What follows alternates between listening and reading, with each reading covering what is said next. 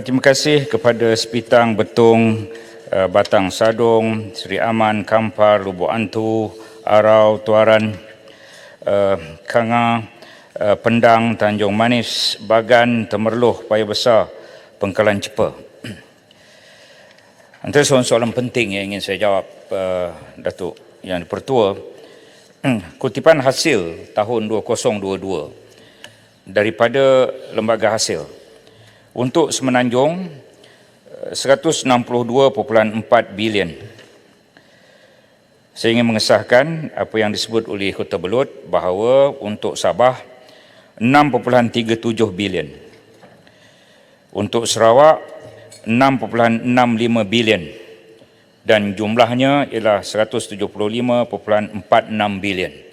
Itu adalah angka yang tepat setepat-tepatnya. Dan kita juga kita kutip hasil 6.37 bilion daripada Sabah.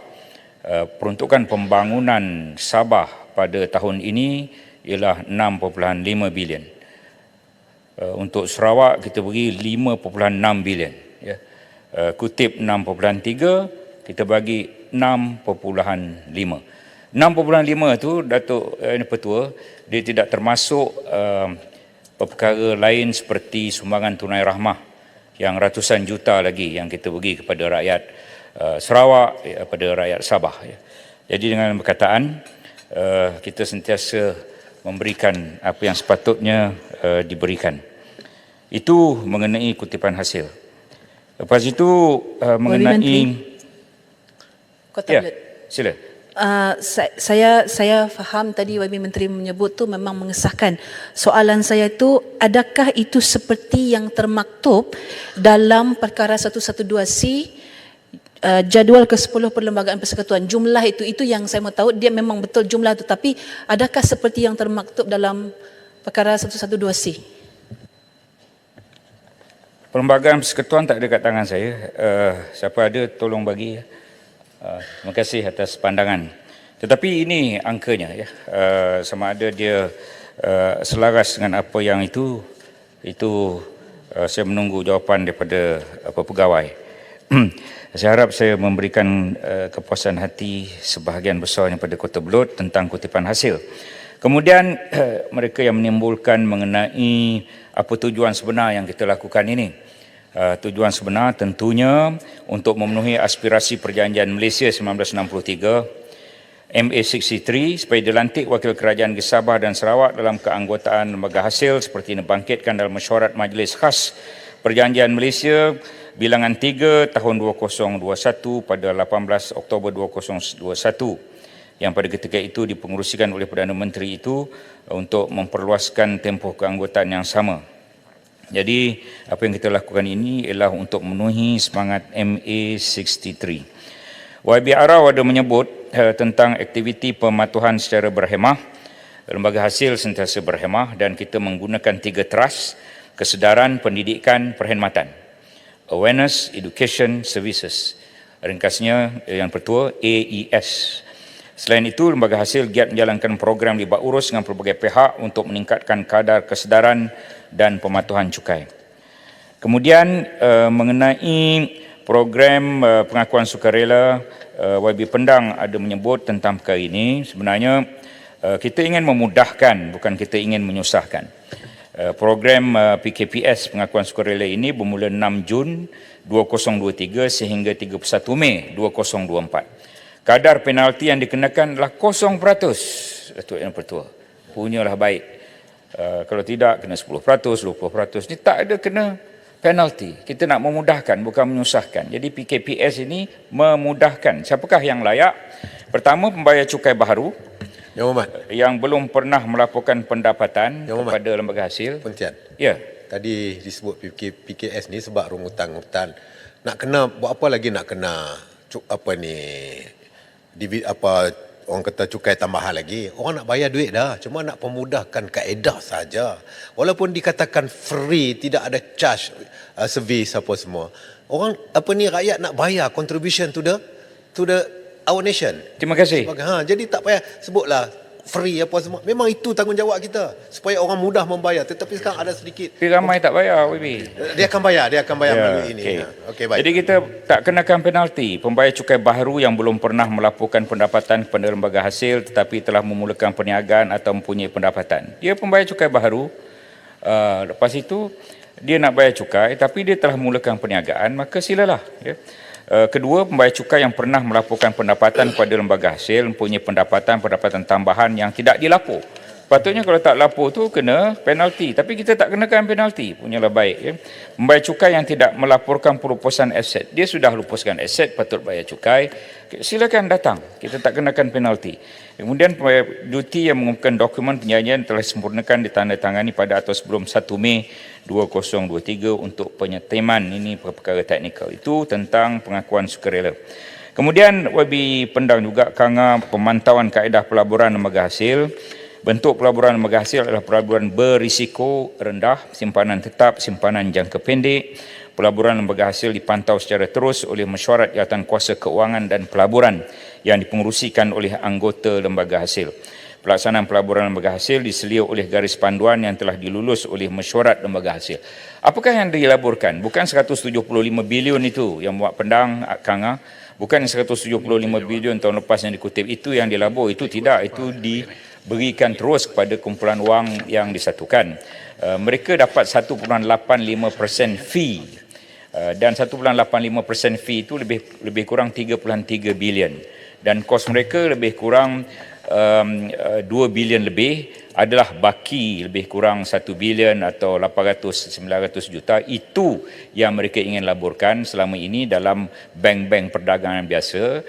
Dengan lulus sebentar lagi akta ini, maka mereka boleh melanjutkan pelaburan itu di institusi keuangan Islam, di institusi bank pembangunan dan juga koperasi. Ya. Seterusnya mengenai e-invoice, Kampa. E-invoice ni bagus, Kampa, bagus. Ini perkara yang cukup kreatif, e-invoice ini. Semua orang tak mau GST, ramai orang tak mau GST begitu, GST begini, walhal 173 negara daripada 194 negara dah laksana GST. Takkanlah mereka tak tahu mana yang baik, SST ke GST. 173 negara, 90% negara dalam dunia ini tidak mungkin salah, ahli-ahli yang berhormat. Kalau yang buat tu 10% mungkinlah salah. Tapi kalau yang buat tu 90% pada negara dalam dunia, tak mungkin salah.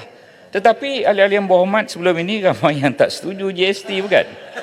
Jadi kita buat e-invoice lah. Pontian, kita dipesong dulu. Kita dipesong. Terima kasih. Maka kita Pontian, yang berhormat Pontian, sikit. Ya. Saya nak menyokonglah, setuju dengan bila dimasukkan bank Islam di dalam kaedah ini. Yang keduanya, kita boleh juga pasal apa, kita dapat efisien.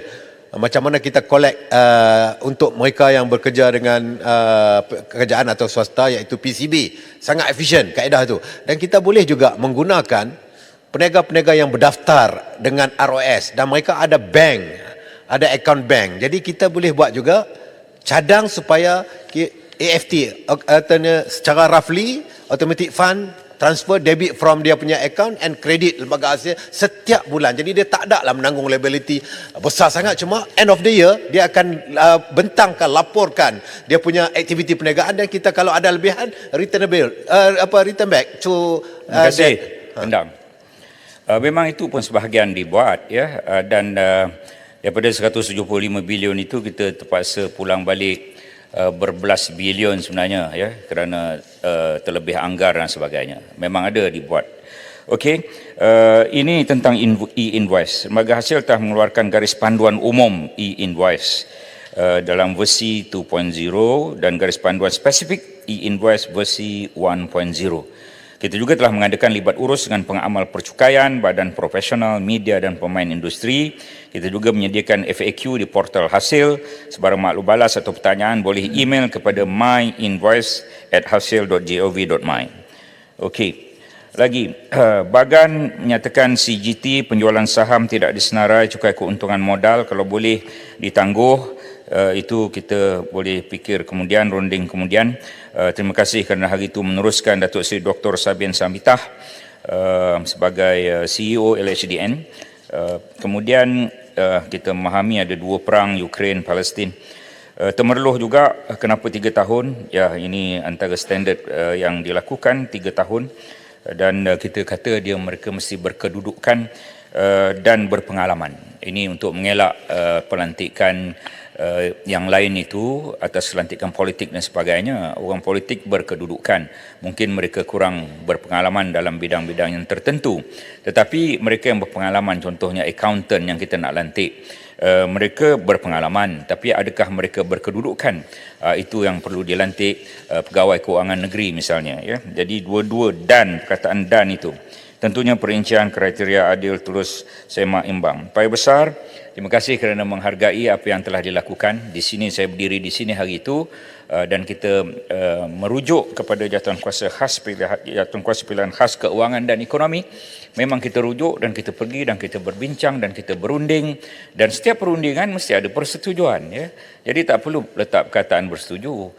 Berunding itu untuk mencapai persetujuan. Ini sikap yang baik. Terima kasih kita ada semak dan imbang dan kita lakukan perkara yang begini. Dan apa yang disebut oleh Paya Besar, cukai asas marginal tax rate itu memang kita wujudkan. Insentif cukai yang tidak bersasar dihentikan, satu cadangan yang baik, dan kenaikan hasil mesti selaras dengan pertumbuhan ekonomi, satu prinsip yang betul dan tepat. Dan penggalan cepat saya dah sebut kenapa kita lakukan perkara ini. Dia bukan gula-gula, ya, tentang jurang kemiskinan berjaya dilaksanakan, dirapatkan, itu satu perkara yang penting. Dan apa yang kita nak buat juga ini untuk senarai, untuk kita lakukan pelaburan yang patuh syariah. Tanjung Manis, semangat MA63, kemudian Pendang saya dah jawab, kemudian Kota Belud saya dah jawab, Kangar, kaedah pemantauan pelaburan untuk lembaga dah jawab, Tuaran, consultation, perundingan, Arau, kerajaan yang lepas saya tak pernah sebut, orang lain sebut, ya. Ini 175 bilion, inilah itu kutipan tahun lepas. Kita harap kutipan pada tahun ini akan bertambahlah daripada 175 bilion ini. Kemudian Arau menyebut bahawa mana buktinya? Buktinya petang tadi, hari ini Perdana Menteri mengadakan apa yang dipanggil sebagai Memorandum of Agreement, bukan hanya MOU, Memorandum of Understanding, 170 bilion pelaburan daripada negara China. Pada hari ini ditandatangani MOA, Memorandum of Agreement. Dasar-dasar utama ditandatangani oleh Geely, syarikat besar automatik negara China, dan Proton di Tanjung Malim, melibatkan 32 bilion, memang berlaku on the ground di Automatic High-Tech Valley, ya, Automatic High-Tech Valley pada hari ini. Seri Aman, terima kasih mengingatkan tentang hak perlembagaan MA63, Kampa e-invoice saya dah jawab, Lubuk Antu, Batang Sadong, sistem cukai yang adil dan relevan berdaya saing, Betong dan Sepitang ini. Yang berhormat Timbalan Menteri, saya nak jawab satu perkara yang penting. Puncak Borneo nak minta pencerahan sikit. Saya nak jawab satu perkara penting, ya. Puncak Borneo, Kota Belud, Seri Aman, Betong, Tuaran, Lubuk Antu. Menteri nak jawab. Inilah perkara yang nak dijawab, ya. Apakah maksud berunding? Berunding ialah due proses yang menyeluruh dan sewajarnya. Apabila berunding itu untuk mencapai persetujuan lah. Tadi ditanya oleh Kota Belud, apa dia yang dipersetujui oleh negeri Sabah ni? Yang saya sebut, saya nak sebut pejabat setiausaha kerajaan negeri Sabah, selaras dengan keputusan Mesyuarat Jemaah Menteri Negeri Sabah pada 17 Ogos 2023, Kerajaan Negeri Sabah bersetuju dengan draft RUU LHDN Pindaan 2023 seperti yang dinyatakan dalam surat bertarikh 26 Julai 2023. Kabinet dia bersetuju. Perkataan berunding. Kemudian Jabatan Peguam Besar Negeri Sarawak. Jabatan ini mengemukakan cadangan pindaan kepada Seksyen 9 bahawa Menteri boleh membatalkan keanggotaan Wakil Sarawak dalam lembaga selepas berunding dengan Premier Sarawak tertakluk seorang lain akan dilantik dengan serta-merta menggantikan anggota lembaga yang telah dibatalkan keanggotaannya seperti. Itu yang kita letak kertas merah ni. Kerana Jabatan Peguam Besar Negeri Sarawak mencadangkan itu. Dia juga mengatakan perkataan berunding, bukan berunding dan bersetuju. Ya. Ini Jabatan Peguam Besar Negeri Sarawak, maksud consultation. Maksudnya consultation. Dalam Berhormat financial Timbalan Menteri, provision, boleh saya minta penjelasan sikit? jadi dah ada Jabatan Peguam Besar Negeri Sarawak setuju perkataan Ya, berunding. saya penjelasan sikit saja. Ya, dah setuju perkataan berunding. Kerajaan Negeri Sabah setuju perkataan berunding. Ya, Timbalan Menteri. Apa lagi Puncak Borneo tak Saya setuju? bagi sikit, bagi ruang. Dalam financial provision, report of Intergovernmental Committee IGC Report 1963, financial provisions, perkara 24, there should be an ad hoc consultation with the senior officials concerned in the Borneo states regarding tax changes, and in addition, the Borneo states should be each represented on a Malaysian Board of Income Tax. Consultation.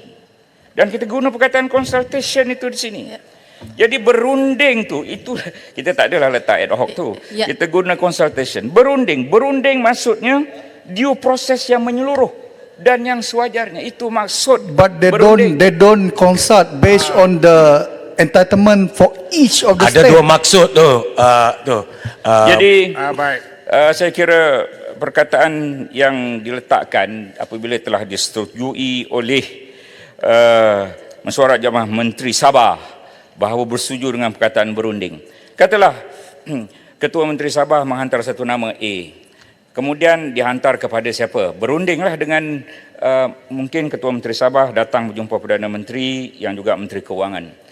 Lepas itu Menteri Kewangan apabila melihat nama A, dia ada fail yang tertentu pada nama A yang tidak ada fail itu oleh Ketua Menteri Sabah. Maka mereka berunding. Ya, mereka berunding, Ketua Menteri Sabah hantar nama B. Berunding. Berunding ini untuk mencapai persetujuan. Jadi apabila dah letak perkataan berunding, tak payah lagi letak perkataan bersetuju. Terima kasih. Terima kasih. Yang Berhormat Menteri. Oh, dah habis dah? Allah. Baik. Ahli yang berhormat, sekarang saya kemukakan masalah kepada majlis bagi diputuskan. Masalahnya ialah bahawa rang undang-undang ini dibacakan kali yang kedua sekarang. Ahli yang berhormat, yang bersetuju kata bersetuju, yang tidak kata tidak, lebih suara yang bersetuju. Rang undang-undang ini dibacakan kali yang kedua sekarang. Rang undang-undang bernama Sewaktu Akta untuk minda Akta Lembaga Hasil Dalam Negeri Malaysia 1995. Majlis dalam jawatan kuasa.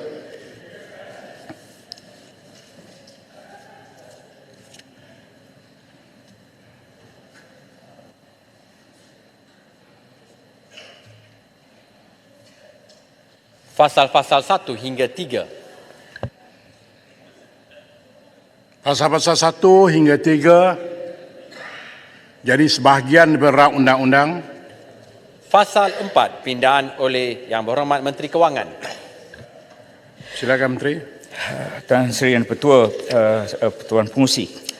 Sebagaimana yang saya maklumkan sebentar tadi, terdapat pindaan melibatkan tambahan terhadap Fasal 4 yang telah pun disemak oleh Jabatan Peguam Negara, iaitu pindaan kepada Fasal 4 Rang Undang-Undang bertujuan untuk memperuntukkan bahawa Menteri hendaklah dengan serta-merta orang lain di bawah perenggan-perenggan atau sebagainya sebagai pengganti anggota yang telah dibatalkan pelantikannya itu dilantik dengan serta-merta. Ya. Terima kasih. Baik. Masalahnya ialah bahawa pindaan sebagaimana yang tertera dalam kertas pindaan yang Berhormat Menteri Kewangan yang telah dibentangkan sekarang ini terbuka untuk dibahas.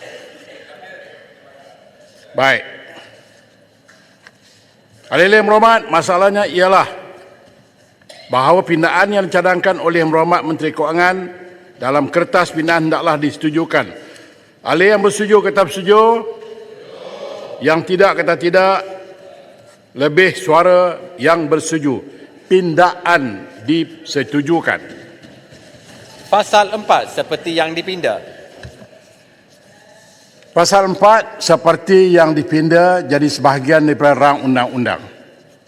Fasal 5. Fasal 5 jadi sebahagian daripada rang undang-undang. Menteri. Tan Sri Pengerusi, saya mohon mencadangkan rang undang-undang ini dimaklumkan kepada majlis sekarang. Ahli yang berhormat, masalahnya ialah bahawa rang undang-undang ini dimaklumkan kepada majlis sekarang. Ahli yang bersetuju, kata bersetuju. Yang tidak setuju, kata tidak. Lebih suara yang bersetuju. Majlis bersidang semula sebagai majlis mesyuarat.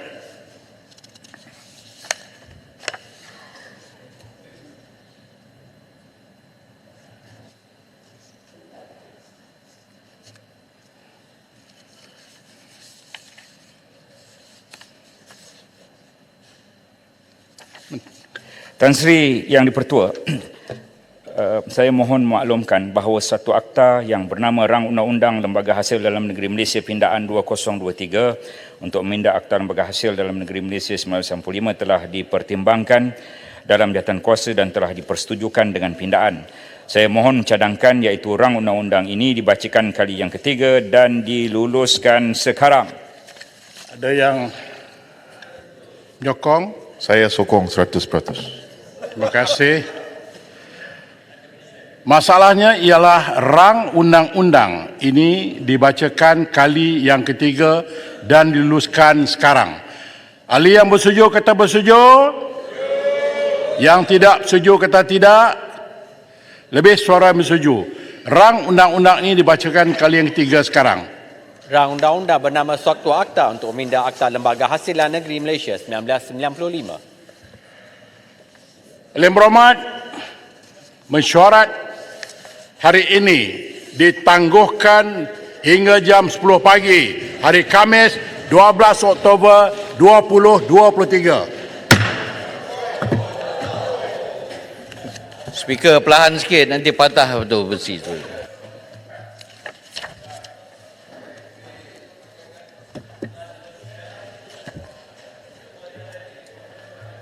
Speaker, bila ada dinner speaker belanja makan. Dia lebu sejarah sampai pukul 7 petang ni.